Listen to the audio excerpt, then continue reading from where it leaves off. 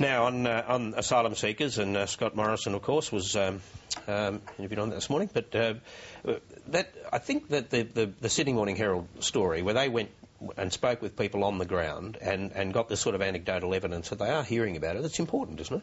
Well, it is. As you said to Scott Morrison, these are real people talking, presumably, assuming they've been reported correctly. This is actual intelligence from on the ground, where the policy is actually having an effect. People are now worried about getting in boats because they're not as certain as they were before, and they were probably never very certain, but they're even less certain now that they'll even end up here. So that shows that whole issue of... I mean, it's a win for both sides of politics in Australia in one sense, because it shows this policy change is actually starting to work, but also it shows that... A bigger win for Gillard. I mean, if she stops the boats, she will get a huge tick. Well, I find it mildly amusing that we've got a government looking to an offshore processing solution to stop the boats and an opposition saying they don't think it will work.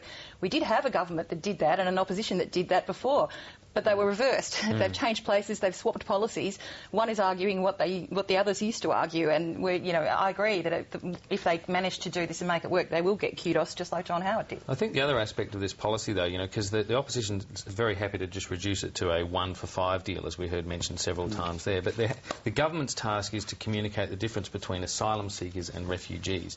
It needs to actually do that. It needs to actually say what we're sending back are people who have arrived here on boats, unlawful entrants, and who are going to the back of a queue in Malaysia. We don't know what their status is. No, that's right. But we are taking 4,000 people who have been... who are bona fide refugees, who have been processed and need a country to be resettled in. And that's an important point. Now, Scott Morrison says the opposition... I still think that 1 to 5 swap, though, is an easy line to run, and people are confused by that, and they think, well, that doesn't sound like a good deal. But if it actually stops the boats, then 4,000 refugees, surely Australia can embrace that. It'd be a small there's going to be more than that, yeah. though. There's going to be more than 5. Over time there will be, I think the government is scared of those voters who don't want anybody to come.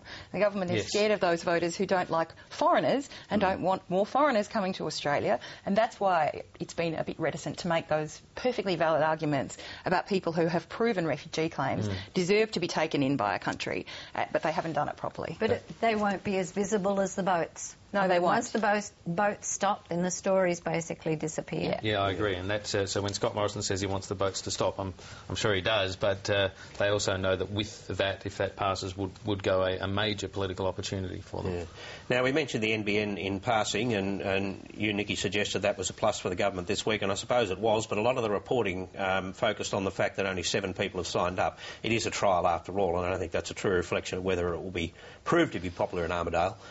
But it's a cynical exercise, so just the same, wasn't it, to go to, of all places, Tony Windsor's electorate? Well, it's helped him, hasn't it? I mean, Tony Windsor will be safe in that seat if he decides to run again, I think. It's certainly a big boost for him to be arriving, on the VIP with the Prime Minister and to have all this largesse spread around his electorate. So... cynical, yes. Pork barrelling, yes. But does it work? Yes. But it does also underline how much the government is beholden to other parties and other individuals, and how much its agenda is being run by the demands of others. And you sort of wonder whether it was wise for Julia Gillard to be underlining that again in the week and a half following her budget, to be again underlining that we're here because of this guy and that guy and the Greens over there. I'm just wondering how much they're actually thinking strategically about these kinds of images that they're putting out and the decisions that they're making. It's a sort of short-term solution, and yeah, it'll help Tony Windsor, which in the end might help them, but you wonder how much it's going to underline to the general public that they're not their own people.